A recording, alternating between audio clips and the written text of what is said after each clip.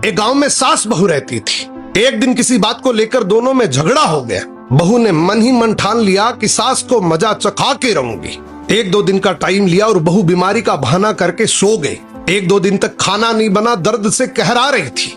पति जब पास में पहुंचा और बोला क्या हुआ, तो पत्नी रोने लगी कि मेरा अंतिम समय आ गया। पति बोला ऐसा क्या हुआ? पत्नी बोली ये बीमारी तो मेरे शुरू से ही है। मेरे को किसी ने मेरे पीहर में बताया था कि जब तुम्हारी शादी हो जाएगी और तुम्हारी सास गधे पे चढ़ के आएगी, मुंह काला करके, सर मुंडन करवा के, और वो तुम्हें पानी का लोटा देगी, वो पानी अगर तुम पियोगी तो ये बीमारी कटेगी। पति बोला बस इतनी सी बात, मैं तुम्हारे लिए कुछ भी कर सकता हूँ, तुम मेरे घर की लक्ष्मी हो। पति ने वैसा ही किया। पति अपने ससुराल पहुंचा, अपनी सास के पास जाके उदास होके बैठ गया। सास बोली जवाई जी क्या हुआ, आप इतने उदास क्यों हो? पति रोने लगा और बोला आपकी बेटी का अंतिम समय आ गया। सास बोली ऐसा क्या हुआ, क्या बीमारी लगी है?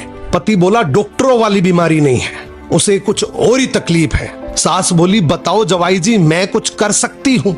पति बोला हाँ आप ही कर सकती हैं, पर मेरे को बताते हुए शर्म आ रही है, लेकिन यहाँ जान की बाजी है इसलिए मैं आपको बता रहा हूँ। अगर आप गधे पे चढ़ के आए, सर का मुंडन करवा के, मुंह काला करके, और पानी का लोटा आप अपनी बेटी को दे, और वो पानी अगर आपकी बेटी पिए तो ठीक हो सकती है। सास बोली बस इतना ही? अरे वो मेरी बेटी है, मैं उसके लिए कुछ भी कर सकती हूँ, मैं तो बूढ़ी औरत हूँ, मेरा क्या बिगड़ेगा? और सास ने वैसा ही किया। मुंह काला किया, गधे पे बैठी, सर का मुंडन करवाया और पानी का लोटा बेटी के हाथ में दे दिया। बहू बहुत खुश हुई। मुंह काला था, पहचान नहीं पाई, और मन ही मन सोचा आज मैंने मेरा बदला पूरा कर लिया। मुस्कुराकर बोली देख तिरिया का चाला, गधे पे चढ़ी और मुंह काला। पति भी बहुत होशियार था, वो भी मुस्कुराकर बोला देख मर्द की फेरी, माँ तेरी के मेरी।